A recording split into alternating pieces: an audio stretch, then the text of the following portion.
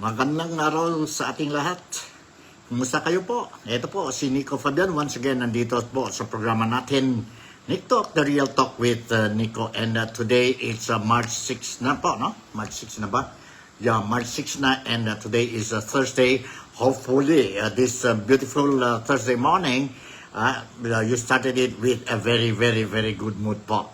So welcome sa programa natin, and I hope I will be able to give you, or I will be able to give you mga latest developments dyan po sa Pilipinas, especially itong mga sabihin natin ang political stories or activities dyan sa Pilipinas dahil po no, ang Pilipinas is moving towards na po, malapit na po ang sabihin natin May 12 ang midterm election, and karamihan ng mga aspirants to be a public servants, busy na po. They are doing itong their respective, sabihin natin, campaign sorties, no?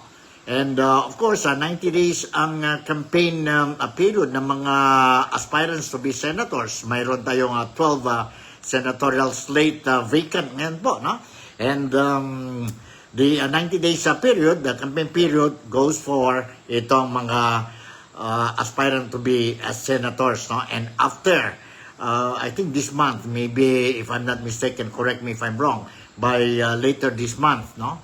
Towards the third week of this month, now mag-start na din ang campaign period, official campaign period for the local positions po, no?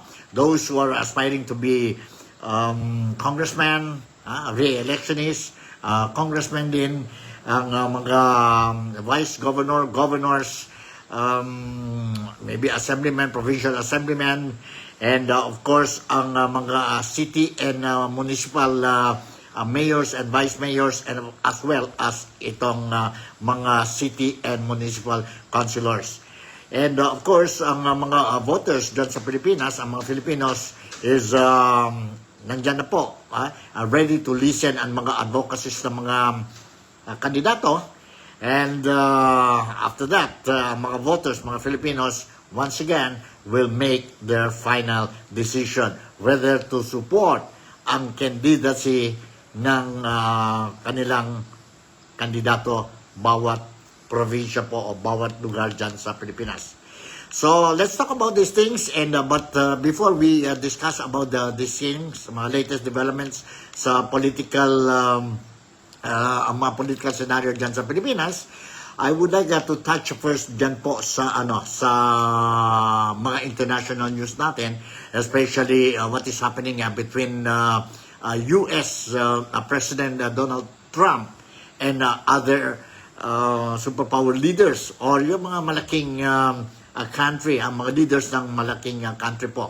So far, last week, I touched on, was it the late last week, I touched on the problem between Ukraine and Russia. Si President Zelensky ng Ukraine, saka ang kalaban niya, ang Russian President, si Putin. And of course, nakita natin po what happened during the meeting between Zelensky and Donald Trump, ang presidente ng US. Medyo mainit ang exchange of words nila the other day dyan sa Oval Office ng presidente Donald Trump. And nagiging malaking issue, hot issue ito po, not only dito sa Pilipinas o dyan po sa Pilipinas, and of course dito din po sa Malaysia, but throughout the world po, no? Nagiging hot issue. And today, mayroon na naman tayong malaking issue po, no? Malaking issue when it comes to world affair. And I'm referring to yung decision ni President, US President Trump, wherein he decided to impose ang tariff, ang tariff, yun mga countries are doing business between their country and United States po. So nagiging issue na naman ito po, and of course nakita natin mga affected countries, especially itong Canada, Mexico, China, and other countries like India, if I'm not mistaken po, no? So there are criticisms negative and positive criticisms, and today we are going to discuss about this thing po, no? About this thing. And let's listen po. The trade war between US and other countries like Canada, Mexico, and China. All right? Yeah, let's start with this issue po, and I'm going to share with you itong clippings po regarding itong issue. And to start with po, I will share with you itong report, no? Report International News ito po, no? I will share with you, and let's listen to this report po regarding trade war between US and other big countries po, mga major economic countries po dito sa mundo. Once again, I would like to invite each and every one of you. Welcome po kayo sa programa Nick Talk, The Real Talk with Nico. And salamat pagi, salamat patang, and salamat malam to each and every one of us. Hindi lang dito sa Malaysia, particularly dito po sa Sabah, kundi sa iba-ibang nation din po, sa ibang lugar sa mundo po, especially ang mga overseas Filipino workers natin po, who are doing a very big sacrifice po, no? Not only for the loved ones that they left behind in the Philippines, but also for the sake of our beloved country, which we call the Philippines. Alright? So, let me share with you itong report po, itong report to start with. Right? To start with. Nandito po ang report regarding the trade war between itong mga economic countries po. Let's listen to this. Hold on, ha? While Canada struck back by plastering tariffs on 100 million... Ito po. Let's listen to this. Sandali. Alright. Let's listen to this. A punishing trade war has begun between the United States and three of its largest trading partners. Tariffs on Mexico, Canada, and China took effect Tuesday midnight, drawing immediate retaliation from these nations. Mexican and Canadian imports are hit with a 25% tariff, while duties on Chinese goods doubled to 20% from the initial 10% last month. In his address to Congress hours after triggering the trade war, American President Donald Trump offered different reasons why he pushed through with the tariffs. First, the U.S. has trade deficits with Mexico and Canada. Second, both countries failed to curb the flow of fentanyl into the U.S., while Canada struck back by plastering tariffs on $100 million worth of U.S. goods over 3 weeks. China imposed tariffs on various U.S. food products ranging from 10 to 25%. Mexico will announce its own retaliatory tariffs this Sunday. Canadian Prime Minister Justin Trudeau offered some of the harshest critique yet against Trump days before he steps down from office. The United States launched a trade war against Canada, their closest partner and ally, their closest friend. At the same time, they're talking about working positively with Russia, appeasing Vladimir Putin, a lying, murderous dictator. Make that make sense. Now, it's not in my habit to agree with the Wall Street Journal, but Donald, they point out that even though you're a very smart guy, this is a very dumb thing to do. We two friends fighting is exactly what our opponents around the world want to see.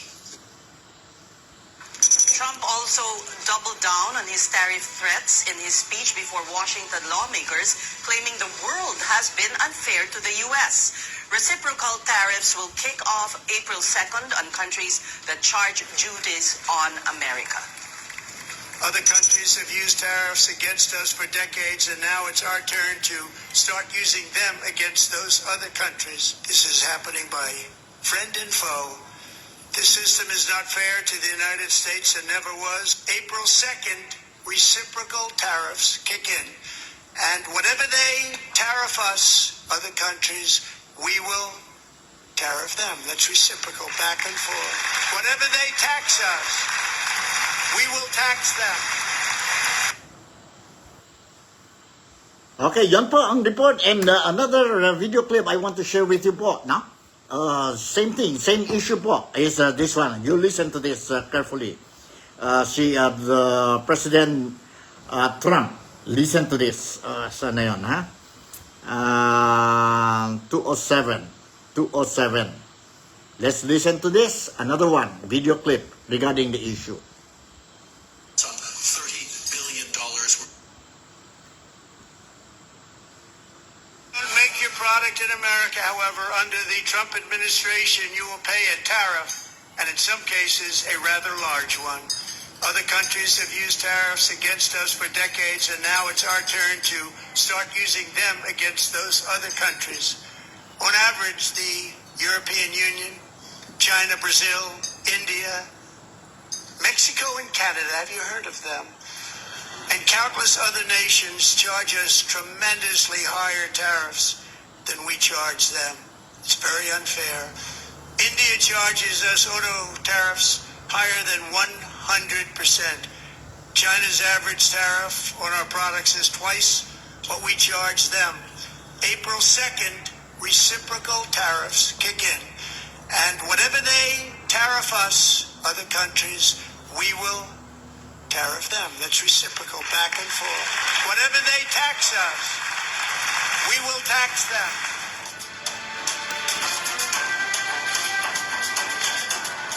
At the same time, they're talking about working positively with Russia, appeasing Vladimir Putin, a lying, murderous dictator. Make that make sense. Canadians are reasonable, and we are polite, but we will not back down from a fight. Not when our country and the well-being of everyone in it is at stake. At the moment, the U.S. tariffs came into effect in the early hours of this morning, and so did the Canadian response. Canada will be implementing 25% tariffs against $155 billion worth of American goods, starting with tariffs on $30 billion worth of goods immediately, and tariffs on the remaining $125 billion of American products in 21 days' time. So that's it. You heard ang reaction ng Canada, the Prime Minister of Canada, si Justin Trudeau, no? And yeah, I think he will be stepping down anytime soon. Within this week, he will be stepping down to pave way for another Prime Minister ng Canada. Ano naman po ang reaction ng China? No? Because they are also affected. Ano naman ang reaction ng China? Sabi ang China, we are ready of any kind of war, be it trade war or any kind of war po. Medyo mabigat yata po ang statement ng China. And here is a brief video clip that I'm going to share with you. And ito po ang mensahe ng, if I'm not mistaken, this is the foreign minister of China po, no? Giving this message to the world and of course, especially to United States and specific to President Trump po. Nandito po. Let's listen to this brief video clip. Hold on. Ito po, ang ano niya, he's speaking in Chinese dialect and or language, and then mayroon po sabihin natin translate po ang mensahe niya in English. Let's listen to this. If the U.S. truly wants to resolve the fentanyl issue, it should engage in consultations with China on the basis of equality, mutual respect, and reciprocity to address each other's concerns. However, if the U.S. harbors ulterior motives and insists on waging a tariff war, trade war, or any other kind of war, China will play along to the end. We urge the U.S. to abandon its bullying stance and return to the right track of dialogue and cooperation as soon as possible. Yun po ang statement ng China, ang foreign minister ng China. Okay, the question is, with this tariff implementation, 25% yata yun, no? Now, will the Philippines be affected? Will the Philippines be affected? Depende tayo po sa US when it comes to food items natin po, no? Mga export-import natin po, no? Coming from United States, ang mga karne, meat natin po. Now, will the Philippines be affected with this new policy? With this new policy of President Trump? Let's listen to this po. Let's listen to this. You hold on, ha? I'll give you a full screen muna. The Philippines You be will listen. affected or Hold on. Hold on po. Okay, mag-full screen tayo. will the Philippines be affected or spared by Trump's wave of tariffs? To talk about tariffs, inflation, and more, we're joined via Zoom by Jonathan Ravelas, financial strategist and senior advisor at Reyes, Takandong and Company. Good evening, Jonathan. Good to see you again. Good evening, Pilis. Exciting time. Indeed. Oh, well, I don't know. Will it reverberate to the Philippines, the tariff war or the trade war? Well, basically, I guess it's going to be more of what we will probably have is more of the secondary effects to the tariff. Mainly because if, again, as Trump would say it, if they put tariff, there's a reciprocal tariff. So most likely the impact will most likely be for other countries to offset. And a good example is China. The first time Trump said that they'll go through with the 20% in China, we saw the Chinese yuan depreciate by 0.3%. So that is a typical reaction of countries that would want to ensure that they can try to cheapen their goods by slowly depreciating the currency. And looking at the Philippines being a net importing country, especially for food, then we could get affected with the weaker peso. But the U.S. also has a trade deficit with the Philippines, at least in 2024. So Yes. the way President Trump is arguing his move, he will do this with countries where U.S. has a deficit, trade deficit. So Yeah, so that's why it's more of secondary to us. So basically, it's the after effect. So I think when it comes to the Philippines, we're really more of a domestic-driven economy. So it's the secondary effect that actually hurts us, especially when you import food. So which is one of the key issues that could affect inflation. Okay, that's it. At least you have an idea whether Philippines will be affected with this tariff measure as announced by President Donald Trump just recently po, no? And from this tariff or trade war issue po, now let's go back to our local issues po dyan sa Pilipinas regarding itong impeachment ni VP Sara or Inday Sara, no? Vice President Inday Sara Duterte. And of course, mayroon pa rin mga representatives dyan sa House of Representatives, mga congresswoman natin, na they are still shouting out for the Senate to immediately conduct the impeachment trial of VP Sara. And one of them just recently who mentioned about this issue again is no other than Representative Castro po, no? Representative Castro, sabi niya kailangan na i-push to do not delay ang impeachment trial ni VP Sara. Although si Senate President Chis Escudero already made it clear na it will only start ang proseso pagbalik nila sa Senado sa June 2nd after the election po. Now, let's listen to reactions coming from no other than graduating Senator si Cynthia Villar po regarding itong issue. This issue. Okay, sandali saan ito?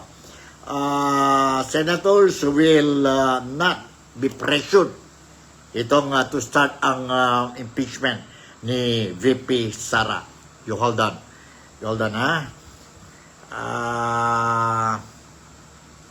okay. Nandito po. Hold on nandito po. Ito po, let's listen to this report. Let's listen to this report. Hold on. I-full screen tayo po. Full screen tayo.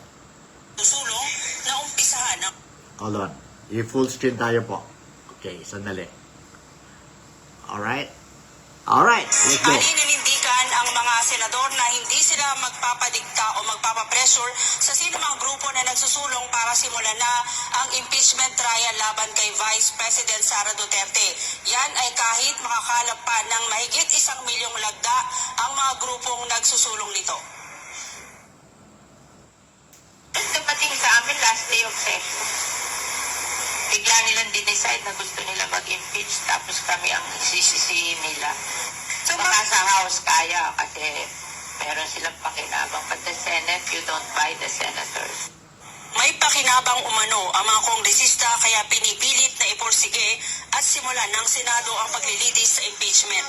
Yan ang sagot ni Senator Cynthia Villar sa mga kongresista na nagsusulong na umpisahan ang paglilitis kahit pa nakareses ang Kongreso. Ayon kay Villar, walang basihan para madaliin ang mga senador dahil mismong mga kongresista inupuan ng reklamo. Out of ano yung schedule yun eh. Last day of session dinala sa amin. Bigla nilang dinecide na gusto nila mag-impeach tapos kami ang sisisihin nila. Ba't hindi nila pinadala earlier? Hindi anya pwedeng diktahan ng mga senador na itigil muna ang pangampanya para bumalik sa Senado at dinggin ang reklamo. Can the Senate President tell that to the Senator? So baka sa House kaya kasi meron silang pakinabang. But the Senate, you don't buy the senator. I agree na it's too much to ask the senators to come back and do impeachment while they're campaigning. Yung 7 na yun. And the rest, they have relatives who are campaigning. Napaulat na bukod sa mga kongresista na pumirma sa impeachment complaint, kinakalap ngayon ang 1 milyong lagda ng People's Impeachment Movement. Ito'y para ipakita umano sa mga senador na may clamor na kumikilos na sila at mag-convene para matalakay ng Articles of Impeachment laban sa Vice Presidente. Pero sabi ni Senate President Francis Escudero, gaano man karami ang pirma, hindi nito kayang amyendahan ang batas na nagsasabing hindi sila maaaring kumilos at tingin ang reklamo kung naka-adjourn ang sesyon ng Kongreso. Inulit ni Escudero na maaari lang mag-convene ang Senado sa isang open session, hindi anya maaring baluktutin ang batas at hindi sila magpapadikta sa sinuman na nagsusulong ng kanilang sariling interes, bias at timetable para mapapanagot ang Vice Presidente. Ali, ang apela ngayon ng mga senador sa mga grupong nananawagan ng paglilitis, hintayin na lang dahil mahigit 2 buwan na lang ang lilipas ay masisimulan na ng Senado ang pagtalakay sa Articles of Impeachment. Ali. Parang 4 na buwan yun March, April, May, June, July. Di ba? July 30 supposed to be umpisahan? Ali, pero yung pagre-refer doon sa Articles of Impeachment, mangyayari yan sa June 2 kapag nagsimula na ulit yung sesyon ng mga mambabatas. Oo, so pito doon sa mga senador, abala sa pangangampanya dahil para mga re-electionist senators, hindi ba? Pero ito dito sa ibang senador, tatakbo naman sa sa Congress, hindi ba? Sa mababang kapulungan. Isa na dyan si Senator Cynthia Villar. At si Senator Coco Pimentel, tama ka dyan, Ali. Sa Marikina at si Nancy Binay, I think is going to run naman din, Tatakbo din ba sa Makati?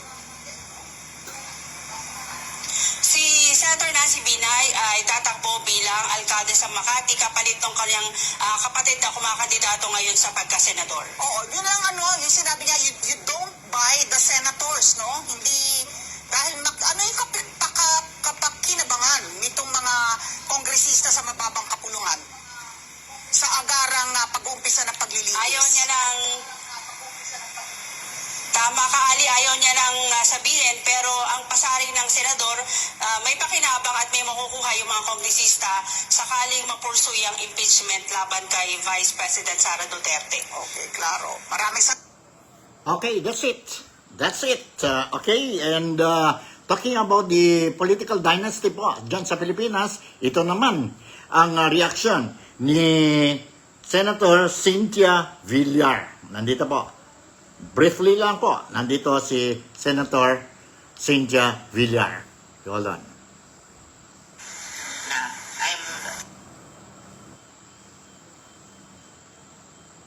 dynasty, they get elected. They're not appointed. So if you don't like dynasty, then don't vote for them. Diba? They do not force themselves. They campaign, they get elected. If ayaw ng tao, di talo. Manny left the Senate already. And I'm about to leave na. I'm local na lang. Si Camille na lang at si Mark. But they're young. You have to give them the chance. And I truly believe that I raised them well. Kung may dapat Alright, yun po ang reaction statement ni graduating Senator Cynthia Villar when it comes to the issue of political dynasty. And talking about the Supreme Court, no? Regarding ang issue raised by aspirant to be a senator, si Vic Rodriguez, Attorney Vic Rodriguez, mayroon din desisyon ang Supreme Court po regarding itong issue po. Let's listen to this report po, to this report. Hold on. Sandali ha. Ng 2025 General Appropriation. Inaasasan ng Korte Suprema si Marikina 2nd District Representative Stella Kimbo na siyang acting chairperson ng Committee on Appropriations na humarap para sa nakataktang oral argument sa constitutionality ng 2025 General Appropriations Act. Ito ay kinumpirma sa social media post ni dating Executive Secretary Vic Rodriguez, isa sa mga petitioner, kasunod ng kanyang pagdalo sa preliminary conference sa Korte Suprema ngayong araw. Bukod kay Kimbo, ipinag-utos din umano ng Supreme Court ang pagdalo at presensya ng mga miyembro ng Technical Working Group ng Senado at House of Representatives. Ayon sa Supreme Court, inasagawa ang unang oral argument sa April 1, 2025 sa Baguio City. Kaserbisyo mo sa Supreme Court. Steve Raz para sa Teleradyo Serbisyo at Radyo 630. Alright, yun po ang desisyon ng Supreme Court. So, oral argument will be next month. Next month po. Alright? So, I think this will be my for my last footage po that I'm going to share with you. Also related to the oral argument. Dyan po sa Supreme Court po, scheduled next month. Nandito po si Attorney Vic Rodriguez. Hold on. na po ang Korte Suprema para sa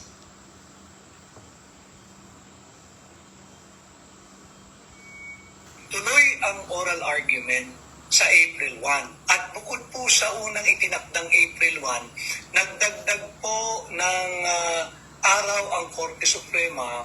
Ang sabi po ng Korte Suprema sa lahat ng abogadong naroon at pati lalo na sa mga petitioners katagaya ko po sa ngalan po ng Sambayan ng Pilipino ay buksan na ang April 2 and 3 at naghahanda na po ang Korte Suprema para sa oral argument sa kasong ito.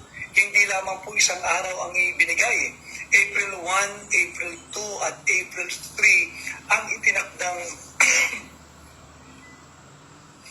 araw ng Korte Suprema para po sa oral argument. Mabuti po yun sapagkat yun ay sagisag na interesado ang Korte Suprema at binigyan nila ng 3 araw. Napakahalaga po ang oras ng ating mga kagalang-galang na hukom o maestrado na kabahagi ng Korte Suprema.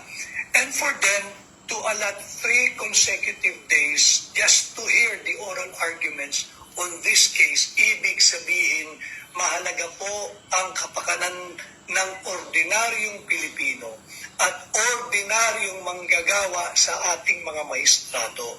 At dito nga, muling binibigyang buhay ng ating mga maestrado na talagang yan ang yung court of last resort, kung sabihin nga.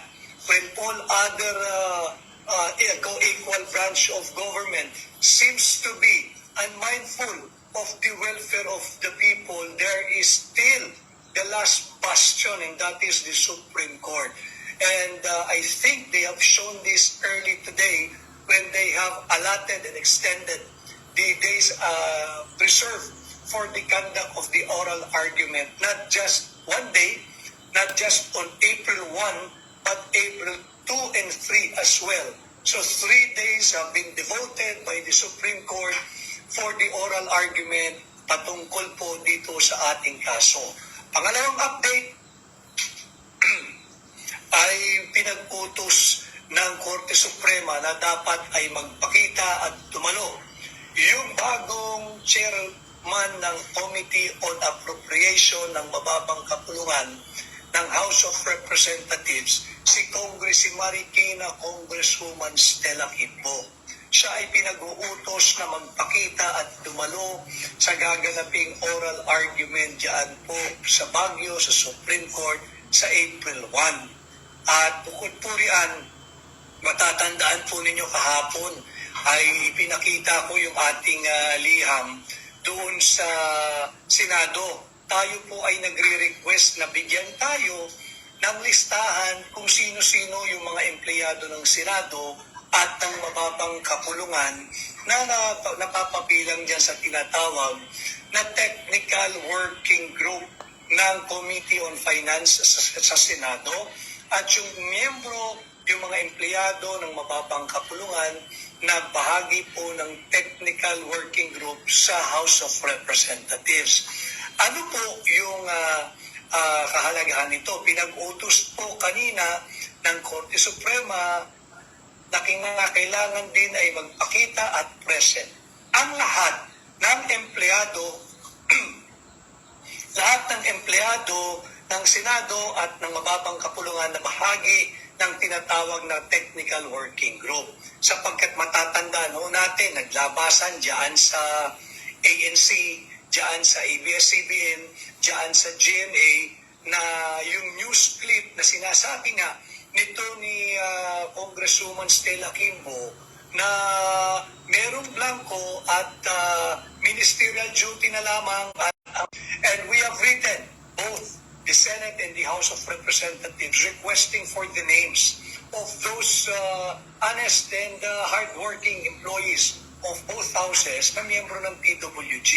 Hindi po para sila ihabulin o ihabla, kundi bahagi po kasi ito ng ating due diligence, complete staff work at case build-up kung sino talagang dapat panagutin dito sa... Okay, that's it po. Larong-laro po ang updates report ni aspirant to be a senator dyan sa Pilipinas po come May 12, midterm election, si Attorney Vic Rodriguez. Alright? So, yan po ang mga issues that I have prepared for all of you today. Today is March 6 na po. It is Thursday morning and siguro hanggang dito na lang po ang programa natin for today. Reminder lang po to all Filipinos, especially dyan po sa Pilipinas, wherever you are. May problema tayo sa weather condition dyan sa Pilipinas. Mainit ang lugar dyan sa Pilipinas. And I was made to understand and it was officially announced by all the mainstream media, including ang social media po, na ang dami mga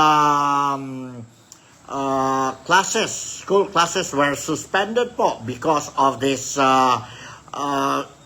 mataas na heat index dyan sa Pilipinas po. For safety reasons, precautionary measures po. Now, the authorities, school authorities, including the government, has agreed that the classes on areas mainit po will be suspended. Po. So, reminder lang to all the Filipinos dyan sa Pilipinas, kung you go out from your homes or from your houses, bring your umbrellas, siguro yun hot ninyo po, and don't be dehydrated. Always bring with you ang tubig po, no? Mineral bottles ka or whatever that you can drink during this very hot weather po, no? Para hindi kayo ma-dehydrate and at the same time hindi kayo magiging or become victim of heat stroke po.